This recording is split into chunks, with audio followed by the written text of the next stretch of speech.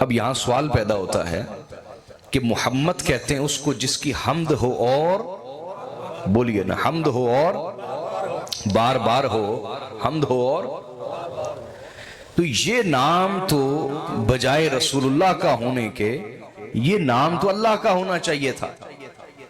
یہ نام تو بولیے کہ اللہ کی حمد ہوتی ہے، بار بار ہوتی ہے، تو یہ نام تو اللہ کا ہونا چاہیے تھا محمد، کہ جس کی حمد ہو اور بولیے نا بار بار ہو، جس کی حمد ہو اور تو یہ نام تو اللہ کا ہونا چاہیے تھا۔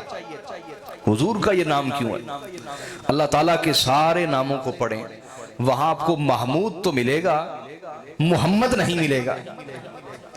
اور محمود کہتے ہیں جس کی تعریف کی گئی، جس کی بولیے حمد کی گئی، اور محمد جس کی حمد ہو اور تو محمد نام تو خدا کا ہونا چاہیے تھا، خدا کا نام ہے محمود۔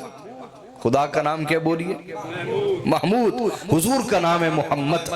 اس میں کیا حکمت ہے؟ ہاں اس کی حکمت واضح ہے کہ اللہ رب العزت محمود ہے۔ اللہ رب العزت کیوں؟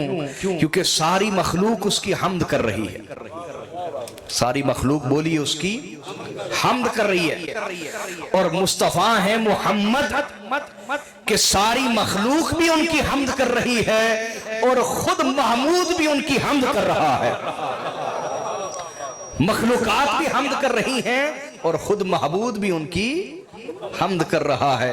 اس لیے جس کی حمد مخلوقات بھی کر رہی ہیں اور خود محمود بھی ان کی حمد کر رہا ہے تو وہ ہستی اس لائق ٹھہری کہ ان کا نام محمد ہو۔